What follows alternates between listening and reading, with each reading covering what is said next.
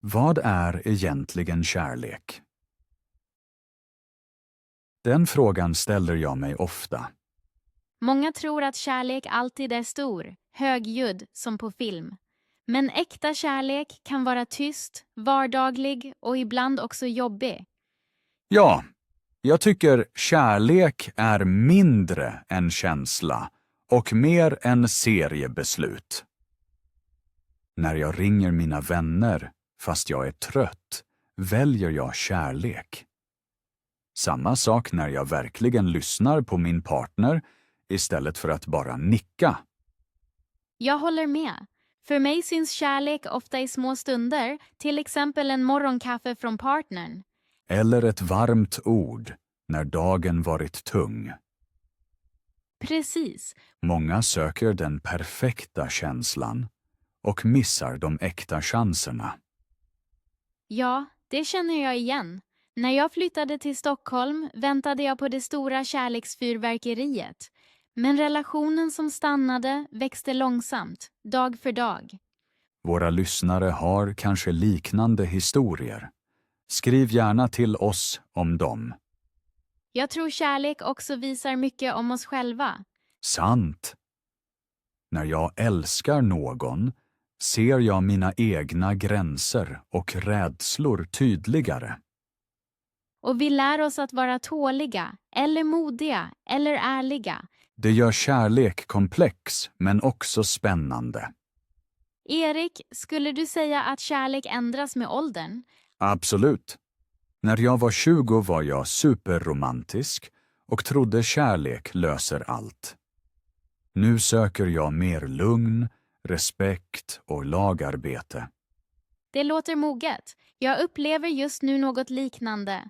Kanske märker vi att kärlek förändras eftersom vi förändras. Ja, kärlek är som en spegel. Fint sagt. Tack.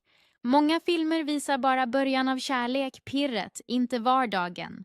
Ja, man ser sällan scener där par städar eller betalar räkningar. Just där bevisas kärleken. Verkligen. Jag minns en förkylning, jag låg däckad, min pojkvän lagade soppa.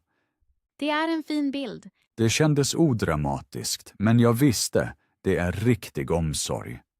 Kärlek måste inte vara hög, den får viska. Det finns ändå också eld och passion. Klart, och båda kan finnas sida vid sida. Våra lyssnare undrar kanske hur de känner igen äkta kärlek. Bra fråga. För mig är ett tecken att jag kan vara mig själv utan mask. Jag lägger till, man känner sig trygg även när man bråkar. Oh ja, konflikter hör till. Viktigt är att respekten stannar. Annars blir kärlek snabbt makt eller rädsla. Det vill vi inte. Nej, En annan myt. Kärlek betyder inte att tänka likadant. olika åsikter kan till och med stärka kärlek. För man lär sig lyssna. Och hitta kompromisser. Precis. Kanske hjälper en liten övning. Varje lyssnare kan ringa någon och fråga, hur mår du? Jättebra. Så börjar kärlek ofta. Jag är nyfiken om våra lyssnare testar detta. Nu tror jag att vi har lagt en bra grund. Sant. Låt oss snart hoppa till nästa berättelse. Personliga erfarenheter. Välkommen till kapitel 2. Våra personliga erfarenheter av kärlek. Jag är lite nervös, för min historia är väldigt privat. Det förstår jag. Men just sådana öppna stunder gör vår podd värdefull. Okej, då börjar jag. För några år sedan var jag i en relation som ofta förvirrade mig. Hur då? Vi var väldigt olika. Han var högljudd, spontan, alltid på språng. Jag var lugnare och behövde struktur. Det låter jobbigt. Ja, det var jobbigt men också fint. Jag skrattade mycket men tvivlade också ofta. Berätta mer. En kväll hade vi ett stort gräl. Jag trodde det var slut. Jag packade redan väskan. Åh nej, Han märkte hur allvarligt det var. Plötsligt satte han sig bredvid mig, helt tyst. Sedan tog han min hand och sa bara 3 ord. Jag ser dig. Det är starkt. I det ögonblicket förstod jag att kärlek är mer än att ha rätt eller vinna. Kärlek betyder att verkligen se den andra. Hur gick det sedan? Vi hade ett långt, ärligt samtal. Vi talade om rädslor, drömmar, gränser. Efteråt kände jag mig lätt, nästan nyfödd. Och ni stannade tillsammans? Nej, några månader senare gjorde vi slut ändå. Men uppbrottet var lugnt och respektfullt. Vi visste att båda hade lärt sig. Vad lärde du dig exakt? Jag lärde mig att kärlek ibland släpper taget istället för att hålla fast. Och att ärlighet är viktigare än harmoni till varje pris. Det är en värdefull lärdom. Tack. Nu vill jag gärna höra din erfarenhet. Gärna. Min historia är lite annorlunda, men också rörig. Jag är nyfiken.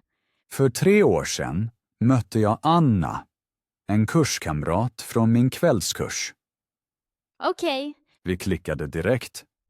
Mycket skratt, många kaffepauser. Allt kändes lätt. Låter härligt. En dag berättade hon att hon snart måste vara 1 år i Spanien. Studier. Oh, distans. Precis. Jag tänkte att det klarar vi aldrig. Men jag ville försöka. Och? Vi skrev varje dag. Videosamtal, små bilder från vardagen. I början gick det toppen. Jag anar ett men. Efter 4 månader kom en svacka. Tidsskillnad, stress. Jag kände mig ensam, hon också. Det låter tufft. En kväll sa jag spontant. Jag kommer förbi, bara över helgen. Wow, modigt.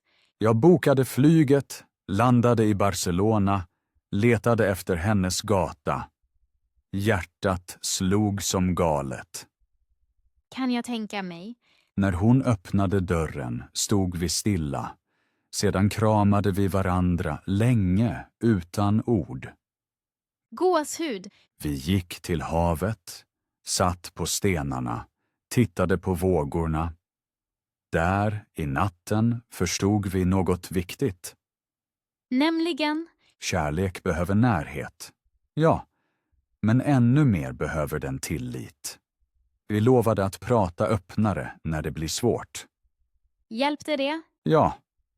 Året gick. Hon kom hem och vi är fortfarande ihop. Det gläder mig verkligen. Tack. Resan var dyr och spontan, men den blev en vändpunkt. Ibland visar kärlek sig i modiga handlingar. Precis. Och i tysta, som hos dig, med 3 ord. Våra historier är olika, men båda visar sårbarhet. Sant. Kärlek kräver öppenhet, annars blir den ytlig. Kanske känner några lyssnare igen sig nu. Det hoppas jag. Skriv gärna era ögonblick som förändrade allt. En sak undrar jag. Tvekade du innan du köpte biljetten? Åh ja, mycket. Jag tänkte att det kunde bli pinsamt. Men rädslan var mindre än viljan att rädda oss. Det är fint. Och du, borde du ha gått då eller stannat? Bra fråga. Jag tror att jag behövde stanna för att förstå när det är rätt att gå. Låter paradoxalt, men begripligt. Kärlek är ofta paradoxal. Kanske gör det den spännande. Absolut. Jag märker hur lugn jag blir när jag talar om det här. Ja, jag känner likadant. Att berätta rensar hjärtat. Och binder oss, även med våra lyssnare. Jag tror vi har gett 2 bra exempel på hur kärlek kan vara både vacker och svår. Perfekt. Ska vi leda vidare till nästa del? Väldigt gärna. De olika formerna av kärlek. Kapitel 3 börjar. Vi talar nu om de olika formerna av kärlek. Ja, kärlek är inte bara romantik. Den har många ansikten. Vi börjar med romantisk kärlek. Det lär de flesta känna först. Romantisk kärlek visar närhet och tillit. Men den är inte allt. Precis. Sedan kommer ofta vänskapskärlek. Den är lugnare men väldigt stark. Vänner bär oss när hjärtat är tungt. De firar också våra segrar. Sedan finns kärlek i familjen. Mamma, pappa, syskon, morföräldrar. Familjekärlek känns ofta självklar. Men den behöver omsorg. Ibland blir den först viktig när vi flyttar långt bort. Oh ja, jag kände det när jag flyttade från Umeå till Stockholm 2010. Sant. Och så finns kärleken till oss själva. Självkärlek är ofta svår. Vi är våra hårdaste kritiker. Jag övar självkärlek genom att ge mig pauser. Jag skriver varje kväll 3 saker jag gjort bra. Bra metod. Kanske hjälper det också våra lyssnare. Skriv till oss om ni vill prova något sånt. Det finns också kärlek till naturen eller till livet självt. Ja, när jag går i skogen känner jag djup ro. Det är nästan spirituellt. Vissa kallar det tacksamhet. Tacksamhet och kärlek hänger nära. Båda öppnar hjärtat. Låt oss gå djupare. Hur skiljer sig formerna exakt? Romantisk kärlek söker sammansmältning. Vänskap söker balans. Självkärlek söker inre lugn. Familjekärlek ger rötter. Naturkärlek ger rymd. Det är olika gåvor. Trots skillnader behöver alla respekt, tid och omsorg. Precis. Utan omsorg torkar varje kärlek ut. Jag minns min bästa vän. Vi skrev inte på länge. Vad hände sen? Efter månader ringde jag. Vi skrattade direkt men kände avstånd. Ni behövde vattna vänskapen som en planta. Precis. Nu ses vi igen regelbundet. Bandet växer. Det visar. Kärlek är arbete. Oavsett sort. Men det är vackert arbete, eller hur? Åh ja, mycket givande. Hur sköter du din familjekärlek, Erik? Jag ringer min mamma varje söndag. Det är vårt ritual. Ritualer ger trygghet, i relationer likaså. Ibland skickar jag henne en bild på frukosten. Små saker räknas. Jag skickar min syster korta ljudmeddelanden med skämt. Humor är också en form av kärlek. Sant. Skratt förenar direkt. Hur är det med kärleken till den egna kroppen? Viktigt. Många kämpar med spegeln. Jag gör yoga, det hjälper. Jag simmar. Vattnet lugnar och stärker mig. Våra lyssnare kan få en liten uppgift. Säg något snällt till dig själv idag. Ja, högt eller tyst spelar ingen roll. Skriv sedan ner hur du känner dig. Vänskapskärlek kan också tränas. Till exempel genom lyssnande. Lägg bara bort mobilen och var helt närvarande. Bra idé. Då märker vänner att de är viktiga. Familjekärlek kan vara krånglig, för mycket historia finns där. Ja, gamla konflikter stör ofta. Men samtal kan läka. Ibland hjälper ett brev när orden är svåra. Jag skrev en gång ett brev till min pappa. Vi grät båda. Det låter rörande och modigt. Sedan dess pratar vi öppnare. Kärleken växte igen. Ser du, varje form av kärlek behöver öppenhet. Och tålamod. Mycket tålamod. Vilken form är svårast för dig? Självkärlek, ärligt talat. Jag är ofta kritisk mot mig. Jag också. Men vi jobbar på det, eller hur? Absolut. Steg för steg. Kanske delar lyssnare sina tips för självkärlek? Gärna. Det kan hjälpa alla. Nu till kärleken till livet. Vad betyder den för dig? För mig är det nyfikenhet, att värdesätta varje upplevelse. Jag ser kärlek till livet i soluppgångar och musik. Fint.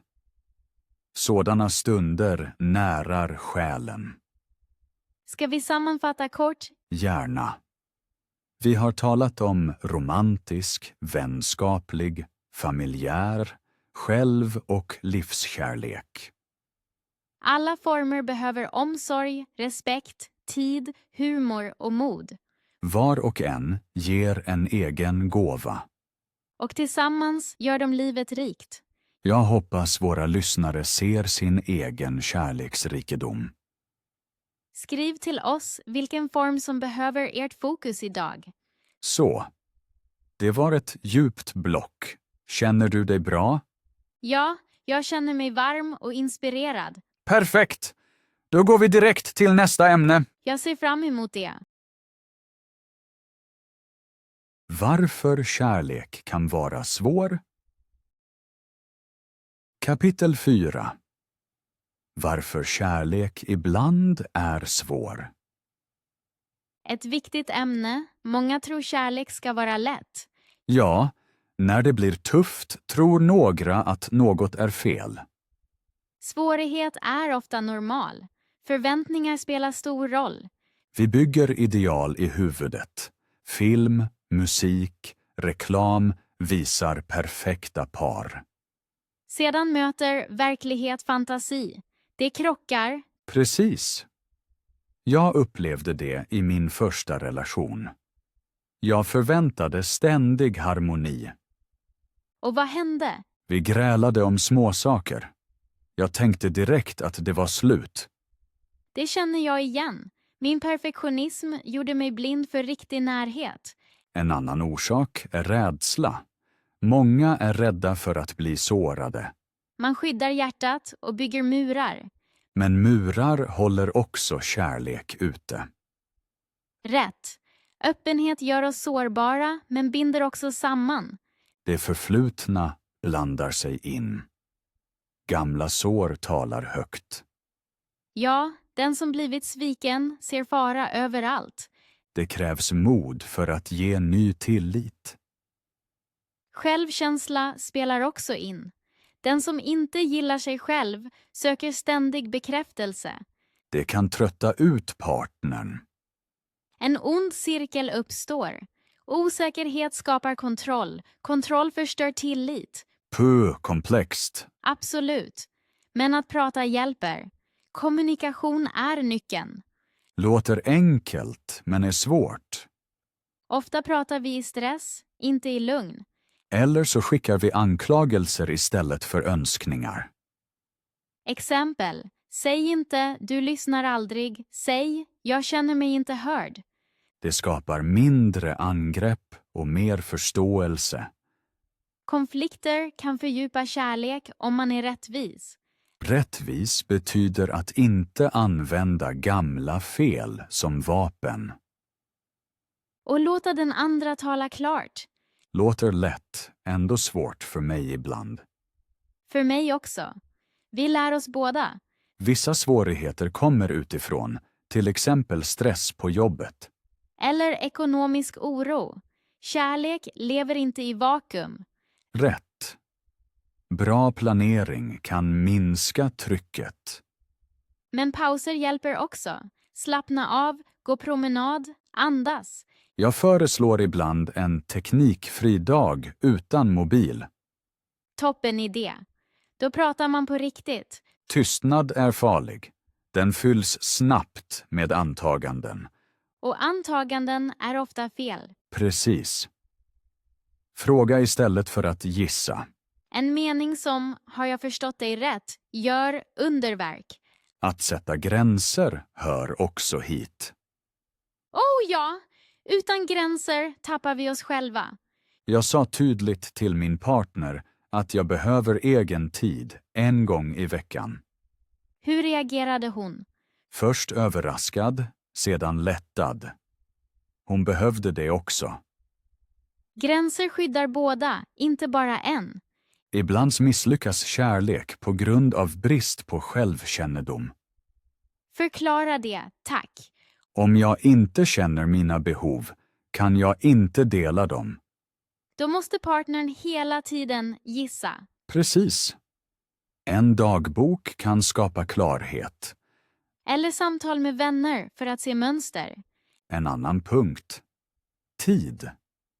Kärlek utvecklas långsamt. Men vi lever i en genastkultur. Tålamod hyllas sällan, trots att det behövs. Jag jämför ofta kärlek med ett träd. Först rötter, sedan grenar, sedan frukt. Fin bild. Tack. Vissa ger upp innan rötterna sitter fast. Ja, när de första stormarna kommer och trädet skakar. Det kräver tillit till processen. Och omvårdnad, som vatten och ljus. Ljus kan vara ett gemensamt hobby. Eller humor. Skratt löser spänning. Jag skrattar gärna åt mig själv. Det minskar trycket. Väldigt hälsosamt. Vi borde även prata om kulturella skillnader. Gärna. Olika traditioner kan skapa konflikter. Till exempel, vem besöker vem under helgdagar? Eller matvanor, religiösa ritualer. Respekt och nyfikenhet hjälper bättre än dömande. Jag frågar ofta, kan du förklara varför det är viktigt? Bra fråga. Så lär man sig istället för att bråka. Sammanfattat, kärlek är svår på grund av förväntningar, rädslor, förflutet, kommunikation, stress och kultur. Men just dessa svårigheter ger kärleken djup. Man säger, ingen glans utan friktion. Sant. Kanske tänker våra lyssnare nu på sina egna hinder. Vi bjuder in er att skriva ett hinder och planera ett litet steg. Ett steg räcker, sedan ser man vidare. Så växer mod. Erik, känner du dig förstådd? Ja, ditt lyssnande gör ämnet lättare. Jag känner likadant. Att prata tar bort tyngd. Bra. Jag tror vi har belyst huvudorsakerna. Ja, låt oss gå till nästa kapitel om du är redo. Jag är redo. Vad kärlek kräver. Kapitel 5 startar. Vi frågar oss, vad kräver kärlek egentligen? Kärlek låter romantisk, men den är också arbete och ansvar. Arbete låter hårt, men arbete kan ge glädje. Precis! Vi börjar med tålamod. Utan tålamod växer inget. Jag minns mitt första försök att laga mat med min partner. Berätta gärna. Jag ville testa ett nytt recept. Allt tog mycket längre än planerat.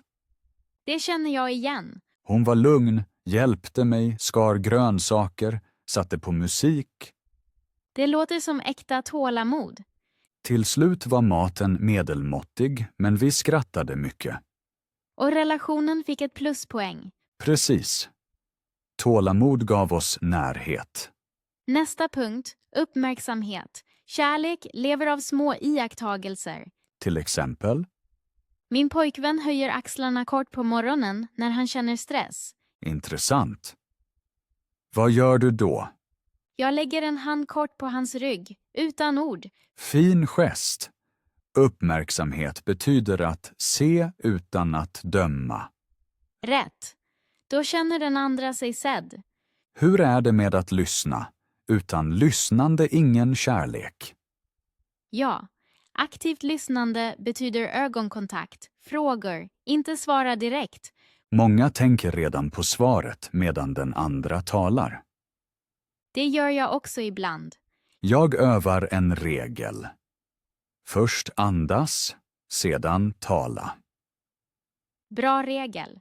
Andning ger mer plats. Kärlek kräver också närvaro, kroppsligt och mentalt. Lägg bort mobilen, stäng av tv:n, var verkligen tillsammans. Vi har en kväll i veckan utan skärmar. Vad gör ni då?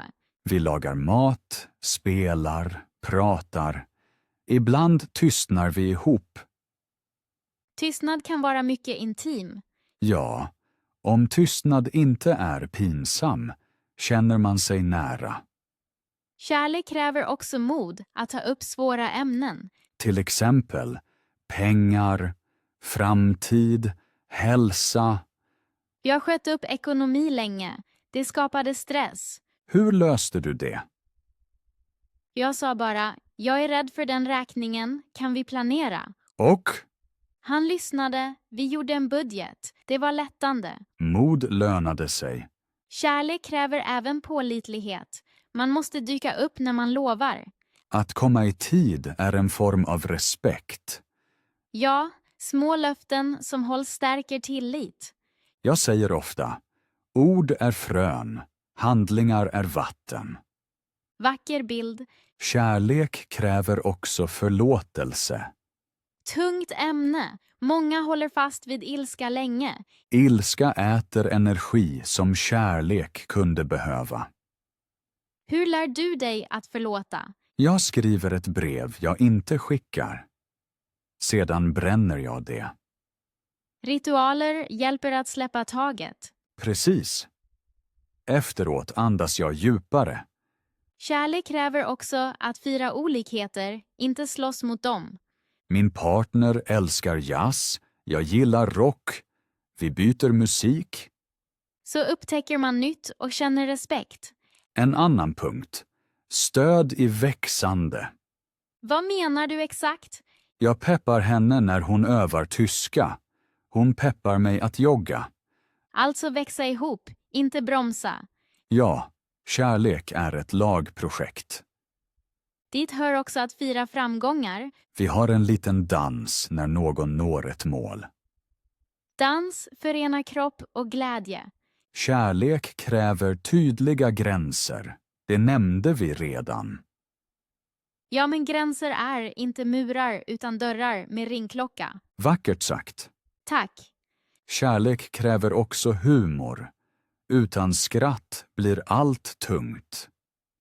Jag sätter roliga lappar på kylskåpet. Små interna skämt. Interna skämt stärker vi-känslan. Precis. Kärlek kräver till sist tid. Kvalitet före kvantitet. Ett kort, äkta samtal kan vara mer värdefullt än en lång, tom kväll. Rätt. Välj tid medvetet, inte bara bredvid varandra. Ska vi göra en lista för våra lyssnare? Bra idé. Kärlek kräver tålamod, uppmärksamhet, lyssnande, närvaro, mod, pålitlighet, förlåtelse, respekt för olikheter, stöd, humor, tid. Lång, men möjlig. Steg för steg. Lyssnarna kan välja en punkt idag och öva. Vilken väljer du idag? Jag väljer förlåtelse, jag ringer en gammal vän. Jag väljer humor. Jag skriver ett skämt på min whiteboard. Perfekt. Erik, vill du lägga till något? Bara detta. Kärlek kräver också egenvård, annars bränner du ut. Sant. Den som ger sig själv näring kan ge mer. Väl sagt. Då är kapitlet klart. Ja, går vi vidare till nästa station. Jag är redo. Hur kärlek förändrar oss. Kapitel 6 är här. Vi frågar idag, hur förändrar kärlek oss? Ett stort ämne. Förändring kan kännas skrämmande men är ofta vacker. Precis. Jag har märkt att kärlek har gjort mig mer tålmodig. Vill du berätta mer? Tidigare ville jag alltid göra allt direkt. I min relation lärde jag mig att vänta. Vid gemensam matlagning ville jag starta, men hon ville läsa receptet först. Jag tränar lugn. Nu märker jag samma tålamod i trafiken och på myndigheter. Det låter som en djup förändring. För mig har kärlek minskat min rädsla för närhet. Som ung var jag orolig att någon såg mina svagheter och sa nej. En lång vänskap visade att öppenhet ger acceptans, inte avstånd. Nu säger jag snabbare till när jag behöver hjälp. Starkt. Jag tror kärlek visar möjligheter vi inte ser ensamma. Min partner sa en gång att hon beundrar min kreativitet. Jag hade aldrig sett mig som kreativ. Hennes blick öppnade en ny dörr. Jag började teckna. Först i smyg, sedan modigt. Nu hänger en av mina skisser över vår soffa. Wow, fint exempel. Kärlek stärker också självförtroende. Jag upplevde det när jag lärde mig finska. Min pojkvän berömde varje litet steg. Hans glädje gjorde mig modigare att riskera fel. Utan det stödet hade jag kanske gett upp. Kärlek kan också vara tuff och ändå god. Min första relation slutade smärtsamt. Smärtan visade mitt beroende av bekräftelse. Jag lärde mig känna mitt eget värde. Nu är jag friare i relationer, för jag kräver inte allt av den andra. Ja, kärlek speglar oss. Ibland gillar vi inte spegelbilden, men den hjälper oss växa. Exempel, jag reagerade ofta defensivt på kritik. Min partner sa lugnt att han då inte känner sig hörd. Först blev jag sårad, sedan tacksam. Sedan dess försöker jag se kritik som en chans. Det påminner mig om ett samtal med en vän. Han sa: kärlek gör ett jag och ett du till ett vi. Men det fungerar bara om båda jag är friska. Den balansen lär vi oss hela tiden. Fint formulerat. Ett vi utan två starka jag är ostadigt. Kärlek bjuder oss alltså att växa individuellt så att vi förblir stabila tillsammans. Just det. Förändring syns också i vardagen. Förr var jag kaotisk. Genom att bo ihop lärde jag ordning. Inte för att jag måste, utan för hennes trivsel. Nu njuter jag själv av ett rent skrivbord. Jag känner igen det. Kärlek kan flytta världen. Jag var karriärperson. Allt kretsade kring arbete. Genom relationer insåg jag hur värdefull fritid är. Nu planerar jag medvetet lediga dagar för tid med människor. Ibland märker vi förändringen först sent. Igår ringde en gammal vän. Han sa att jag låter lugnare nu. Jag tror det kommer från mer inre frid som kärlek ger. Fint. Kärlek stärker också mod. I fjol bokade jag en resa ensam. Min partner sa att han litar på mig och gläds för min skull. Tidigare hade jag aldrig vågat åka själv. Resan visade nya sidor av mig. Kärlek kan spräcka gränser. Exempel: att lära språk för partnerns familj. Det har du upplevt, eller hur? Ja, hans familj talar spanska. Jag lärde mig grundord för att hälsa dem. När jag tackade på spanska kändes det magiskt. Jag kände mig rikare eftersom kärlek ledde mig till en ny kultur. Jag märker att kärlek är som en tränare. Den kräver och stöder. Bra jämförelse. En tränare ser potential och låter dig svettas. Han jublar också när du blir bättre. Vi bör också nämna att kärlek kan mjuka upp oss. Förr höll jag känslor inne. Nu gråter jag till filmer och skäms inte. Jag skrattar högre än förr. Jag vet att människor omkring mig gillar det. Frihet genom kärlek. Kärlek visar också rädslor. Med en kärleksfull person bredvid känns rädslor mindre, för man kan dela dem. Man säger, delad rädsla halveras, delad glädje fördubblas. Precis. Lyssnarna kan fundera. Vilken egenskap har kärlek stärkt eller mjukt förändrat hos er? Kanske mod, lugn eller kreativitet. Skriv till oss, vi är nyfikna. En sista punkt. Kärlek förändrar sig själv. Det som var romantik igår är vänskap idag och kanske eld imorgon. Och vi ändras med. Ja, kärlek är en resa, inget mål. Du stiger på men vet aldrig vilka landskap som kommer. Det gör allt spännande. Fint sagt.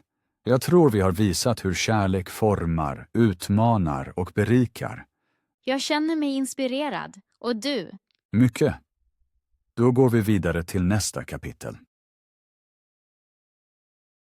Kärlekens hemlighet. Välkommen till kapitel 7. Idag talar vi om kärlekens hemlighet. Ja, om den del vi inte kan förklara. Även om vi analyserar mycket finns en rest av magi. Till exempel det plötsliga pirret när man möter någon. Eller en tyst blick som säger allt utan ord. Varför händer det med just den personen och inte med 100 andra? Ingen aning. Timing, kemi, slump. Kanske alltihop, men det känns större än logik. Jag minns ett ögonblick på tåget. En äldre dam satt bredvid mig. Vi kände inte varandra. Plötsligt så lade hon sin hand på min, för tåget skakade. Ett kort ögonblick, men jag kände djup värme. Vackert. Det var kärlek i form av mänsklighet. Precis. Jag såg henne aldrig igen, men känslan stannade. Vissa kallar det slump, andra öde. Vad tror du? Jag tror livet ger oss sådana stunder för att hålla oss öppna. Öppna för det oväntade. Ja, kärlek kan också försvinna utan tydlig orsak. Det gör ont, för vi söker svar. Men ibland finns inga. Känslor ändras tyst, Att lära sig acceptera det är svårt. men nödvändigt för att kunna älska vidare. Det finns även vänskaper som består utan många möten. Sant. År av tystnad, sedan ett samtal och allt stämmer. Det är också ett mysterium. Kärlek växer också i stillhet. En pappa som på natten drar upp täcket över sitt barn. Ingen applåd, men stor mening. Varför rör sådana gester oss så mycket? Kanske för att de visar att vi är viktiga utan att behöva bevisa det. Jag har en liten ritual. När jag går genom stan ler jag mot främlingar. Några ler tillbaka. För mig är det en miniform av kärlek. Jag gör det också i mataffären vid kassan. Ibland ändrar ett leende hela dagen. Och ändå känner vi inte personen. Ren hemlighet. Kärlek finns alltså inte bara mellan partners, utan som ett nät av små, osynliga trådar.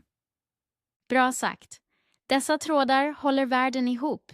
Tror du att vi alltid borde förstå allt? Nej, en del av kärlek vill bara kännas. Som en sång man inte översätter utan lyssnar på. Precis. Om vi vill kontrollera allt dör magin. Alltså behöver vi lära oss att släppa taget och förundras. Ja, förundras som barn. Våra lyssnare kan idag söka ett kärleksögonblick utan att förklara det. Kanske doften av regn, ljudet av skratt i en park. Eller det egna hjärtslaget när du tänker på någon. Skriv inte ner det genast. Känn det först. Dela det sedan gärna med oss om ni vill. För delad förundran blir större. Jag gillar detta kapitel. Det påminner mig att allt inte får plats i listor. Mig också. Kärlek är hälften kunskap, hälften under. En fin balans. Därmed avslutar vi kapitlet om kärlekens hemlighet. Redo för nästa etapp? Jag ser fram emot det. Avslutande reflektion. Vi är nästan vid slutet av vår resa. Hur känner du dig nu, Lina? Lugn och tacksam. Vi har sett på kärlek från så många vinklar. Jag känner likadant. Jag känner att kärlek inte är ett enda ögonblick utan en process. Precis. Kärlek föds om och om igen genom små handlingar och öppna hjärtan. Vi har talat om glädje, smärta, arbete och magi. Allt hör ihop. Kanske är den viktigaste bilden. Kärlek är som en trädgård. Man sår, vattnar, väntar och ibland blir man överraskad av en oväntad blomma. Fint sagt. Trädgården behöver sol och regn. Båda ger tillväxt. Ja, och vi har lärt oss att olikheter inte är en fiende utan gödsel. Det ser jag varje dag. När min partner tänker annorlunda breddar det min horisont. För mig finns insikten kvar att kärlek börjar inuti. Utan självkärlek saknas jord. Och att tålamod är vattnet som håller allt ihop. Vi kan alltså säga kärlek är träning, omsorg, mod och förundran i ett. Ett fint paket. Våra lyssnare undrar kanske nu vad nästa steg är för dem. Jag skulle säga, välj idag en liten handling som visar kärlek. Ett samtal, ett leende, ett ärligt tack. Låter enkelt men verkar starkt. Kärlek växer i detaljer. Och glöm inte att ge er själva lite kärlek också. Absolut. En paus, en promenad, ett djupt andetag. Erik, jag tycker att vi har hittat en fin gemensam nämnare. Ja, kärlek är levande, rörlig och till för alla om vi ger den näring. Jag tror det är ett bra slutord för den här delen. Sant. Ska jag kanske sammanfatta allt direkt? Sammanfattning och avsked. Bra, då sammanfattar jag vår resa kort. Vi frågade först vad kärlek betyder. Vi såg att kärlek ofta är tyst och kräver val. Sedan kom våra personliga berättelser. De visade sårbarhet och mod. Efter det talade vi om många former av kärlek. Romantisk, vänskaplig, familj, självkärlek och kärlek till livet. Vi förklarade varför kärlek ibland är svår. Förväntningar, rädsla och gamla sår spelar in. I femte delen sa vi vad kärlek kräver. Tålamod, uppmärksamhet, lyssnande, mod, humor och tid. Kapitel 6 visade hur kärlek förändrar oss. Den gör oss tålmodigare, modigare och mjukare. Kapitel 7 handlade om hemligheten. Kärlek är delvis oförklarlig och det är vackert. Kapitel 8 påminde oss att kärlek är en trädgård. Man sår, vårdar och förundras över nya blommor. Den röda tråden är klar. Kärlek är både arbete och mirakel. Tack Erik, din sammanfattning är tydlig och varm. Jag tror att våra lyssnare nu har en bra bild. Då går vi till avskedet. Det var ett nöje att prata med dig. För mig också. Varje avsnitt med dig känns ärligt och lätt. Kära lyssnare, tack för att ni stannat hela vägen. Ja, er tid är värdefull och vi uppskattar den mycket. Vi hoppas ni tar med er en liten idé till vardagen. Kanske ringer ni någon idag eller ger er själva vila. Om ni vill dela tankar, skriv gärna till oss. Vi läser allt och lär oss också av er. För mig var detta avsnitt speciellt. Ämnet kärlek berör alla. Det rörde mig att tänka på små gester igen. Var öppna, modiga och tålmodiga. Och glöm inte att förundras när kärleken knackar tyst. Då säger vi hej då och på återhörande i nästa episod. Hej då, ta hand om er!